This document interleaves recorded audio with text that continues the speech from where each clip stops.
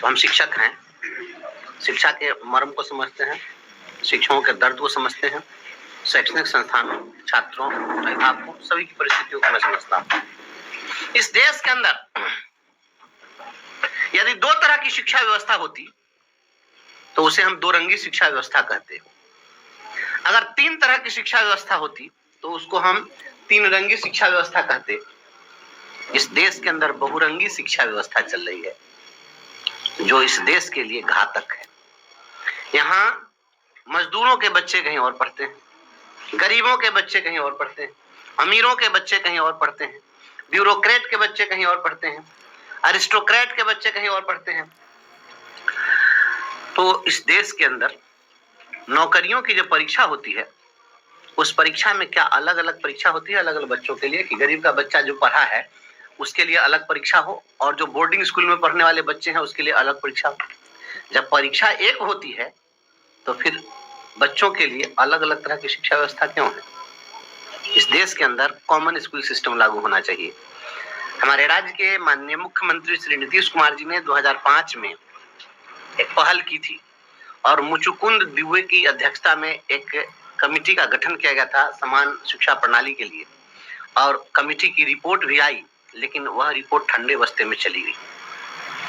मैं इसके लिए मुख्यमंत्री जी को अप्रिशिएट करता हूं कि उन्होंने सकारात्मक पहल की थी, लेकिन दुखद यह है कि वह पहल जो है फिर फाइलों में दब करके रह गई। आपको पता है, आप बिहार बोर्ड में जो बच्चे पढ़ रहे हैं 9वीं कक्षा में, आप जाकर हिंदी की किताब उठाइए, उस हिंदी की किताब में मनोज तिवारी का व्यक्तित्व और कृतित्व पढ़ाया जा रहा है। वही मनोज तिवारी का व्यक्तित्व जो मनोज तिवारी गीत गाता है, बगल वाली जान मारे में। तो गरीबों के बच्चे के आदर्श मनोज तिवारी बनेंगे और अमीरों के बच्चों का आदर्श आइंस्टाइन बनेंगे। और जब नौकरियों की परीक्षा होगी तो उसमें आइंस्टाइन की जीवनी से सवाल होंगे, मनोज तिवारी के व्यक्तित्व से सवाल नहीं होंगे। इस बारीक से सवाल को उठाना चाहता हूं। एक देश, अब भारत की सरकार आदरणीय प्रधानमंत्री श्री नरेंद्र मोदी जी की एक पहल हुई कि वन नेशन वन इलेक्शन। तो आप वन नेशन और वन इलेक्शन की बात करते हैं, पूरे देश में यूनिफॉर्मिटी की बात करते हैं। तो जब वन नेशन वन इलेक्शन आपको सूझ गया तो वन नेशन वन एजुकेशन क्यों नहीं सूझ रहा है? वन नेशन तो वन एजुकेशन भी होना चाहिए। यहाँ पर ऐसी व्यवस्था करिए कि चाहे रानी की संतान हो या भंगी की संतान हो, चाहे मनरेगा मजदूर का कोई औलाद हो या राष्ट्रपति का औलाद हो, सभी की शिक्षा एक समान हो।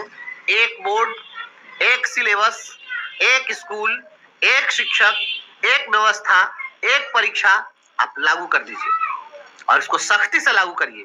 और नहीं तो गमे वतन जब सुनाने लगेंगे पत्थर भी आंसू बहाने लगेंगे। गमे वतन जब सुनाने लगेंगे पत्थर भी आंसू बहाने लगेंगे। जहां भीड़ में खो गई प्रतिभाएं उसे ढूंढने में जमाने लगेंगे। इसलिए प्रतिभाएं जो है सड़कों पर इसी प्रकार से वह कूड़ेदानों में प्रतिभा चली जाएगी और आज प्रतिभा सड़कों पर ऐसे ही बिखर कर फिर पलायन के लिए मजबूर होगी। और जो बड़े ऊंचे घरों में जो पैदा लेंगे, चांदी और सोने का चम्मच लेकर पैदा लेने वाले जो लोग होंगे वही लोग IAS IPS बनेंगे। और एक बात समझिए, इस देश के लिए सबसे घातक व्यवस्था जो हो रही है